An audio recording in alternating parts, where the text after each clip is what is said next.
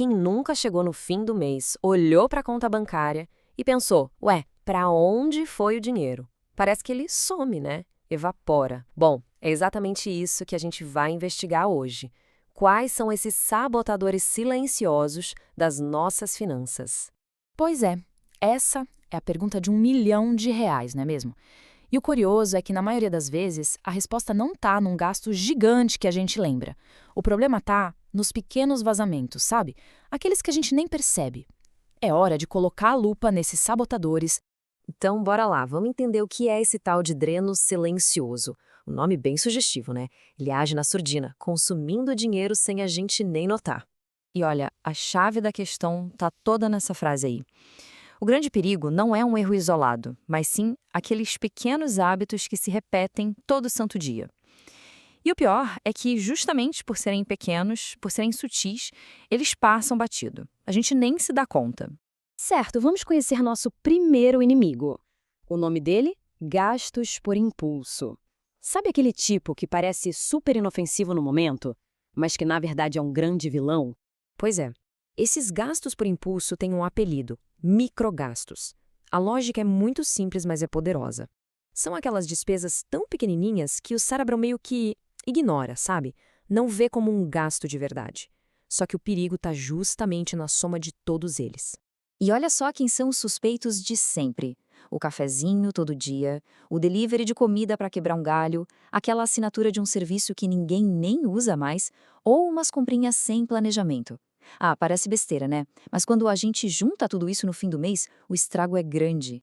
O ponto aqui é entender o que está por trás da compra. É uma briga entre o desejo imediato e a necessidade real.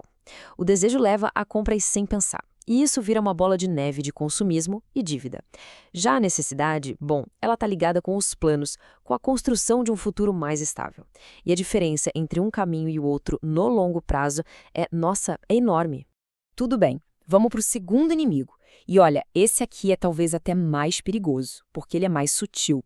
É a tal da falsa segurança.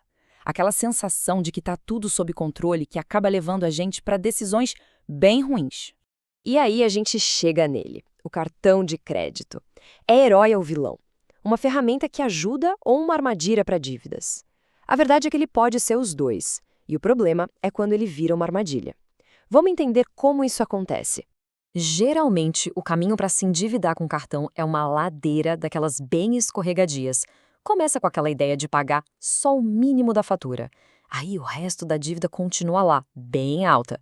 É nesse momento que os juros compostos, os famosos juros sobre juros, entram em campo para valer. E o resultado, a dívida explode, cresce numa velocidade que assusta.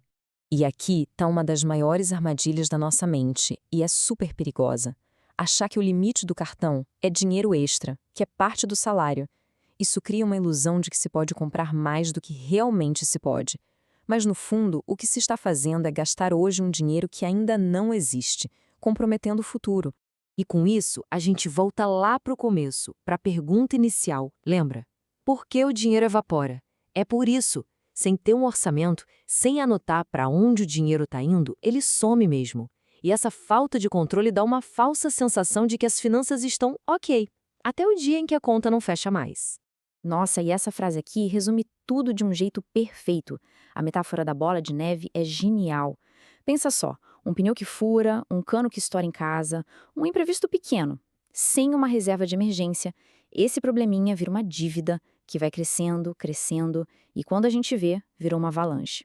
Ok, já identificamos os vilões, mas e agora? Como é que a gente vira o jogo? Qual é o primeiro passo para retomar o controle? A resposta, olha, é mais simples do que parece.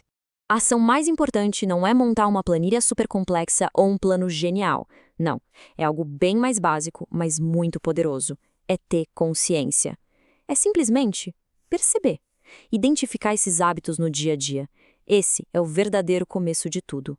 Então, para a gente fechar, fica uma reflexão no ar. Depois de tudo isso que a gente conversou, qual desses drenos silenciosos já dá para identificar e, quem sabe, desligar hoje mesmo? Às vezes, a grande virada de chave começa com uma única e pequena decisão.